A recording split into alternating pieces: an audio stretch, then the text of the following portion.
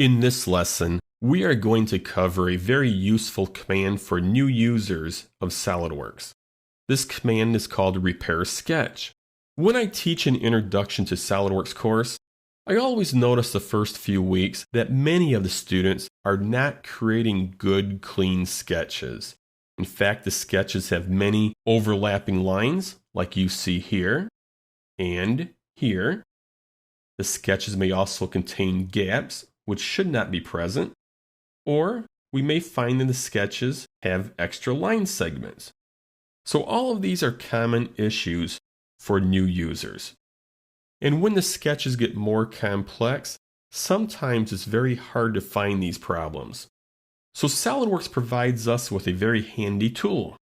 It's called Repair Sketch. If we go to the Tools drop-down menu and select Sketch Tools, and then Repair Sketch, a very simple dialog box appears. I am going to key in a gap value of 0.2. Now, what does this value represent? This value is basically looking for any gaps 0.2 or smaller on your sketch, or any extra line segments 0.2 or smaller. And if it finds anything 0.2 or smaller, it will notify you as a problem. Now, if there is any gaps or line segments greater than 0.2, it's assumed those are intentional and are not problems with your sketch.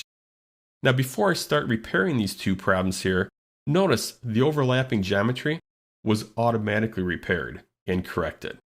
So now it's only showing two problems. One right here with the gap that we see between these two line segments. And if we go to problem 2 of 2, this extra piece of line. So now that the Repair Sketch tool identified two problems, we can close out of the dialog box. But before we do that, I do want to point out that if you ever want to turn off the magnifying glass, you just need to click this icon here, and it removes the magnifying glass. So I am going to close out of this, go out to the screen, and correct the problem. There is one, and then down here in the bottom right-hand corner, I'll delete that piece of geometry, fit the sketch to the screen, and it's always good practice you go back to the Repair Sketch tool, and you run it one more time, just to make sure there's no new problems.